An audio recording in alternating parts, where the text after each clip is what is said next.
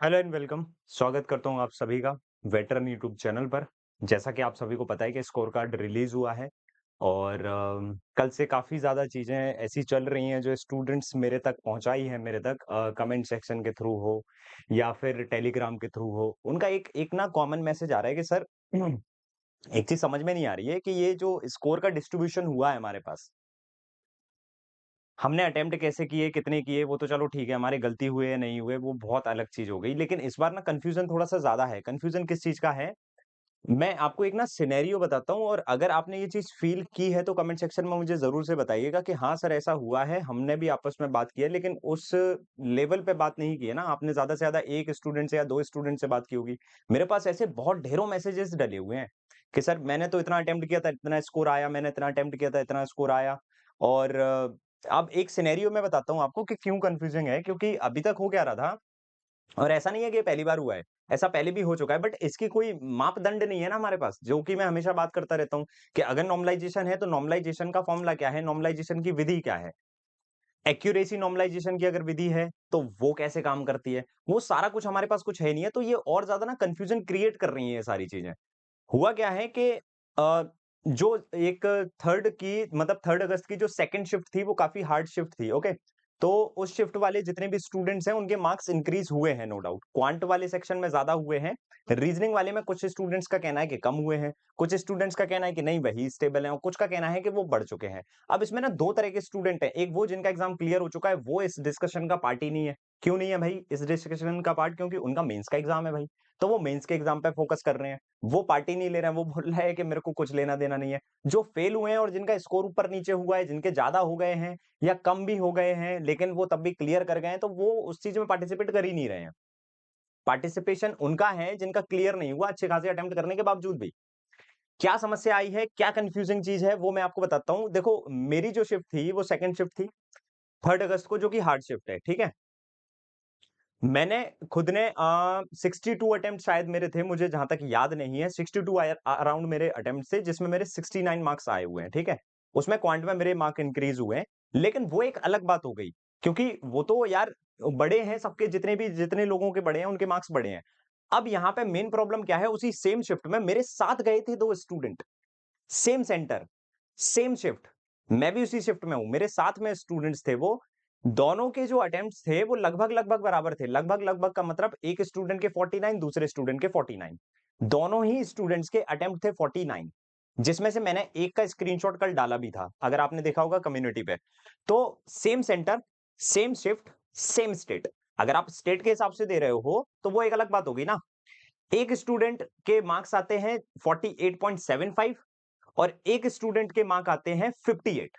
मतलब आप ये समझिए कंफ्यूजन क्या है? कंफ्यूजन इसी बात का है कि दोनों ही लोग जब 49 और 49 अटेम्प्ट कर रहे हैं, है ना? अगर किसी के गलत हो भी रहे हैं, तो गलत करने के बाद में कहानी क्या है? एक स्टूडेंट लेके आता है 48.75 मार्क्स और एक स्टूडेंट लेके आता है 58 मार्क्स। अब ये कहानी क्या है? ये कहानी थोड़ी-सी पल्ले नहीं पड़ी। क्यों? क्योंकि सेम शिफ्ट है और 48.75 आ कैसे सकते हैं? पहले तो मेरे को ये समझ में नहीं आया। मतलब कि नॉर्मलाइज़ेशन इसको भी मिला है, क्योंकि अगर इसका एक क्वेश्चन गलत होता कोई भी पर्टिकुलर एक क्वेश्चन गलत होता, तो उस गलत के उसके 1.25 माइनस मार्क माइनस होते। अगर 1.25 मार्क्स होते माइनस, तो ये 48.75 मार्क्स कैसे? ठीक है भाई, मान लिया। और अगर इनके सारे क्वेश्चन सही हैं, तो ये 0.25 मार्क्स कहाँ चले गए इनके? और इनके सारे के सारे सही हैं, तो ये 58 मार्क्स आ रहे हैं। तो कन्फ्यूजन ये इसी बात का तो है। तुम समझ रहे हो? तो ऐसे में हो क्या रहा है, ऐसे में काफ़ी ज़्यादा स्टूडेंट्स जो हैं वो परेशान हो रहे हैं। अब देखो, इसमें एक बहुत बढ़िया चीज़ आती है। एक्चुअल में इस स्टूडेंट का सिलेक्शन हो गया, इसका नहीं हुआ, क्योंकि ये स्कोर जो है, ये अपना कट ऑफ को क्लियर नहीं कर पाया। सिंपल सी बात है। अब इसमें जो मुझे ऐसा लगता है और जो मैं आगे के स्टूडेंट्स को, मतलब आगे जो एग्ज़ाम्स होने वाले हैं ना, उनको मैं एक चीज़ बहुत अच्छी गाइड करने वाला हूँ यहाँ पे। इस बंदे ने सारे के सारे क्वेश्चन बिल्कुल एक्यूरेट किए हैं, मतलब अचूक कर, मतलब बिल्कुल 1% भी गलती नहीं की है इसने। तो इसका नॉर्मलाइज़ेशन थोड़ा-सा आपको दिख रहा होगा, थोड़ा नहीं, ये बहुत ज़्यादा नॉर्मलाइज़ेशन होता है। 9 नंबर बढ़ना मतलब बहुत बड़ी बात होती है। यहाँ पे जो इनका स्कोर ये आया है, इसमें गलती क्या है? नॉर्मलाइज़ेशन इनको भी मिला है, क्योंकि हार्ड शिफ्ट में तो ये भी थे। लेकिन गलत होने के बाद नॉर्मलाइज़ेशन मिला है। 2 सेक्शन होते हैं ना तुम्हारे पास। एक सेक्शन में तुम्हारे गलत ही नहीं हो रहे हैं और दूसरे सेक्शन में गलत हो रहे हैं। लेकिन ऐसा नहीं है कि उसको जिसमें गलत नहीं हो रहे हैं, उसमें नहीं मिल रहा है। इनको जो नॉर्मलाइजेशन मिल रहा है, गलत होने के बाद भी मिल रहा है, तो ये वाली जो हमारे पास एक थ्योरी थी ना, वो पूरी नल एंड वॉइड हो जाती है कि एक्यूरेसी से हमारा काम हो रहा है। लेकिन यहां पे दूसरी बात ये भी आती है कि एक्यूरेसी से ही ये पूरा मामला हुआ है।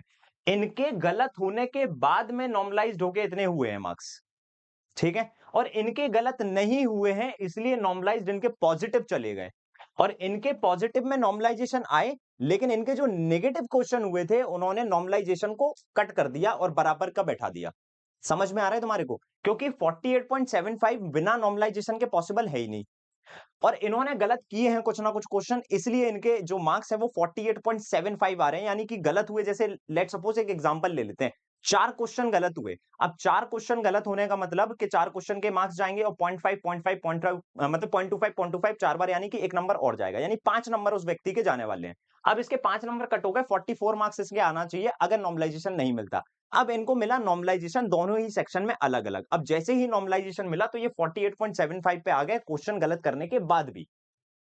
अब वो गलत क्वेश्चन, अब आप बोलोगे नहीं सर 49 क्वेश्चन वो गलत नहीं हो सकते। देखो होता क्या है, आपके अकॉर्डिंग वो गलत नहीं भी है, लेकिन कभी-कभी हमें पता नहीं पड़ता है कि वो गलत हो गया क्वेश्चन। जैसे किसी क्वेश्चन का आंसर आपने एज वाले क्वेश्चन का 5 निकाला और गलती से वो 7 लग गया।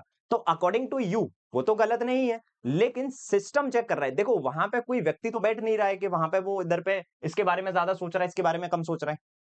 दोनों के सेम नंबर ऑफ अटेम्प्ट है, लेकिन इनके मार्क्स ज्यादा आ रहे हैं, इनके कम आ रहे हैं। उसका रीजन सिर्फ यही आ रहा है। कोई अगर व्यक्ति विशेष कॉपी चेक कर रहा होता तुम्हारी, तो फिर बात एक अलग थी कि नहीं भैया इसको मेरे को कम देना है, वो बाइस्ड हो जाता। यहाँ पे सिस्टम चेक कर रहा है, तुम्हारी मशीन चेक कर रही है, कंप्यूटर चेक कर रहा है।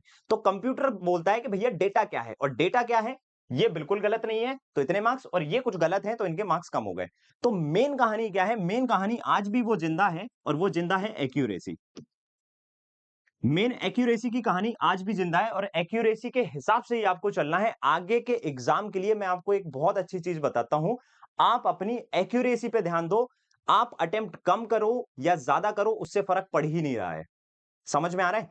आप अपने अटेम्प्ट बेस्ट करो, अगर वो शिफ्ट हार्ड है तो अगर आपकी एक्यूरेसी 100% है तो आपको कुछ इस तरह का फर्क दिखता है। और अगर आपकी एक्यूरेसी नहीं है, अब एक्यूरेसी का मतलब आप जहां पे आंसर कर रहे हो ना, उसको भी बड़े ध्यान से आंसर करना है। ऑप्शन नंबर बी तो बी ही होना चाहिए।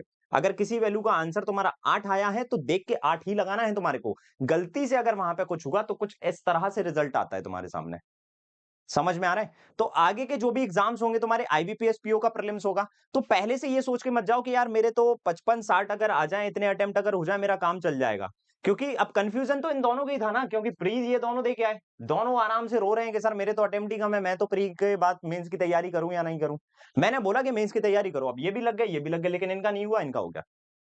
तो कहानी क्या है, आप अपनी एक्यूरेसी अगर सही रखोगे, नंबर ऑफ अटेम्प्ट से कोई लेना देना हो ही नहीं रहा है। मैं तुमको बताऊं, हार्ड शिफ्ट होगी, नंबर ऑफ अटेम्प्ट ऑटोमेटिकली ही कम होंगे तुम्हारे, और नंबर ऑफ अटेम्प्ट जब आपके कम होंगे, एक्यूरेसी अगर आपकी बिल्कुल सटीक होगी, तो आपको मेंस की तैयारी करना ही करना है।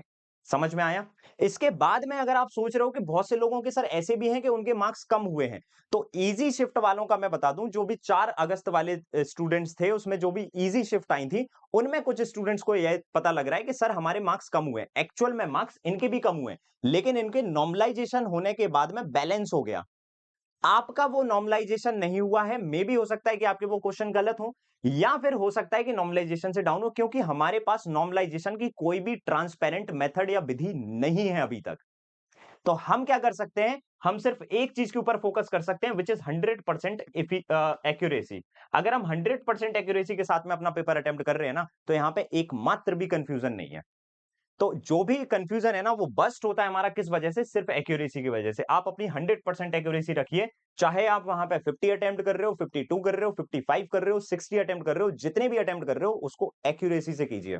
अगर आपकी शिफ्ट हार्ड होगी तो डेफिनेटली आपको नॉर्मलाइजेशन से फायदा होगा, और अगर आपकी एक्यूरेसी वहां पे गड़बड़ है, तो आपको नॉर्मलाइजेशन मिलेगा तब भी, क्योंकि इन बंदे को नॉर्मलाइजेशन मिला तो है, लेकिन गलत होने के बाद नॉर्मलाइजेशन पूरा पॉजिटिव नहीं आ पाया, वो कहीं ना कहीं जीरो कर दिया।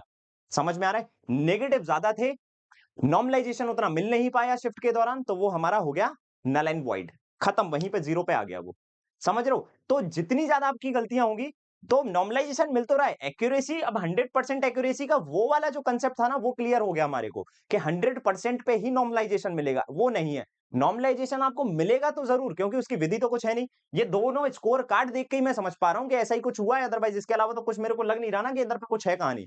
तो मैं यही कहना चाहता हूँ कि आगे एग्ज़ाम में जब आप जा रहे हो ना, तो आपको कम से कम गलती करना है।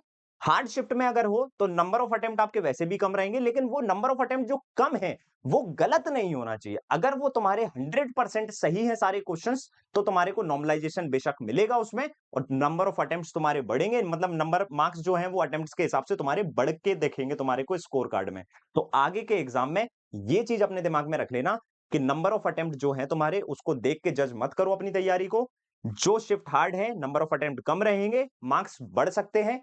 इजी शिफ्ट है तो उसमें भी गलती आपने नहीं करना है। उसमें भी इजी शिफ्ट के हिसाब से आप कितने अटेम्प्ट कर रहे हो उसके ऊपर आपको ध्यान लगा के समझना पड़ेगी सारी चीजें, क्योंकि पेपर दिमाग का हो चुका है अब पूरा।